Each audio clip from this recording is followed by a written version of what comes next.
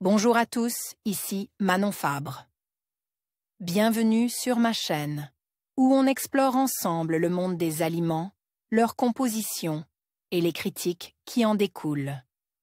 Si vous voulez mieux comprendre ce que vous mangez et faire des choix éclairés, n'hésitez pas à vous abonner pour rester informé. Prêt à découvrir?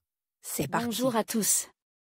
Dans cette vidéo, je vais aborder un sujet qui concerne de nombreuses personnes sans qu'elles le sachent, le manque de potassium, ou hypokaliémie. Je vais vous expliquer quels sont les symptômes à surveiller et surtout, que faire si vous pensez en souffrir. Restez avec moi pour découvrir des conseils pratiques et des informations essentielles sur ce minéral vital pour notre santé. C'est parti. Quel est l'intérêt du potassium pour l'organisme et le cœur? Tout comme le sodium, le potassium est un électrolyte indispensable à la vie. Il est absolument nécessaire pour le bon fonctionnement de l'organisme, explique le Dr Robert. Le potassium conditionne le potentiel de membrane, il s'agit de l'équilibre entre les électrolytes qui sont à l'extérieur de la cellule et ceux qui sont à l'intérieur de la cellule. Cela régule l'excitabilité des cellules musculaires, dont celles du cœur, et nerveuses. Des troubles de la concentration en potassium peuvent engager le pronostic vital du patient, complète TL. Le potassium est indispensable à la régulation de la pression artérielle et permet de lutter contre l'hypertension. Ce minéral est indispensable à la contraction musculaire et aide à la récupération après l'effort, diminue le risque de crampes musculaires. En favorisant la contraction des muscles du tube digestif, il participe à la digestion des aliments. À voir aussi article alimentation pauvre en potassium. Article potassium et eau minérale. Quels sont les symptômes quand on est manque de potassium? Symptômes non typiques d'une carence en potassium. Les symptômes d'une déficit en potassium ou hypokaliémie sont inconstants et aspécifiques. Ce qui rend le diagnostic difficile ou du moins retarde, tant que l'on ne mesure pas le taux exact, déclarait le médecin. Des effets sur les reins. Un faible taux de potassium peut se traduire par des douleurs musculaires, des crampes musculaires, une fatigabilité musculaire, des paralysies ascendantes, c'est-à-dire qui partent des extrémités, des signes digestifs, constipation, des rétentions d'urine, incapacité à uriner, cite-t-elle. Dans les cas de baisse chronique et prolongée du taux de potassium, des signes rénaux, en lien avec les reins, peuvent apparaître. Avec une pollakiurie, volume d'urines émis important. L'atteinte du cœur ne générait pas forcément de symptômes chez le patient, ce qui rend l'hypokaliémie particulièrement dangereuse. Est-ce grave d'avoir un manque de potassium?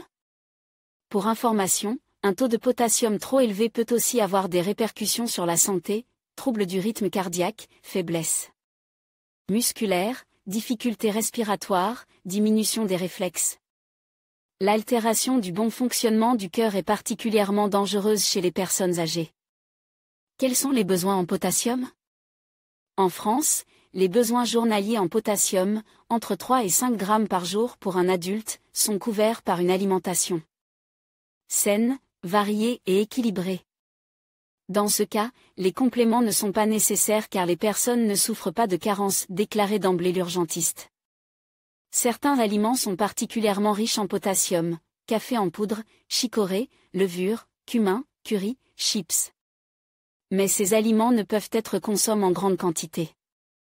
Voici d'autres aliments contenant moins de potassium mais pouvant être consommés en plus grande quantité, fruits secs, bananes, abricots, raisins, pois chiches, noisettes, amandes, lentilles, quinoa, pignons de pin, pruneaux, persil, le fameux chocolat noir.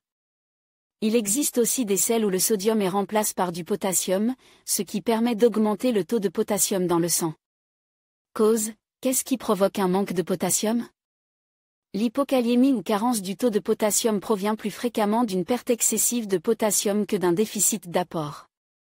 Les hypokaliémies par carence d'apport sont plutôt rares, cela peut arriver dans l'anorexie ou plutôt la boulimie, quand elle est associée à des vomissements ou prise de laxatifs, ou chez des personnes dénutries, explique le Dr Robert.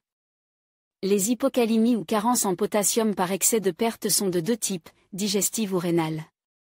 On peut distinguer les pertes digestives avec en premier lieu les diarrhées et en second lieu les vomissements, non pas à cause des vomissements mais à cause de la régulation rénale qui compense les vomissements. On peut aussi citer les pertes rénales, le rein a la capacité d'augmenter l'excrétion de potassium.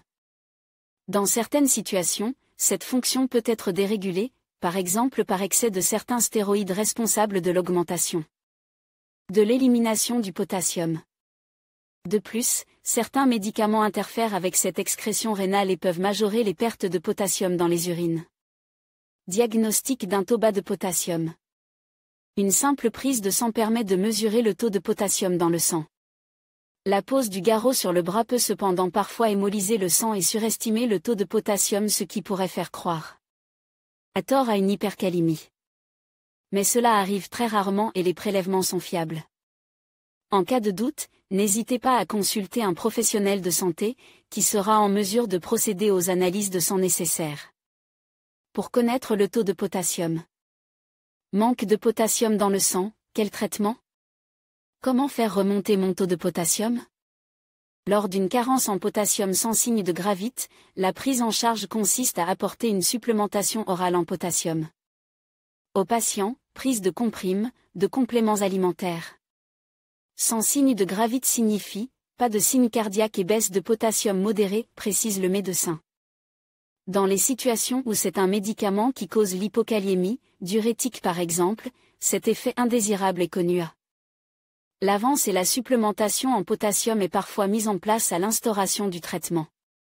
Il faut être vigilant lors de la prescription de médicaments qui peuvent perturber la kaliémie et bien respecter la prescription complémentaire en potassium quand cela est nécessaire, déclarer l'urgentiste.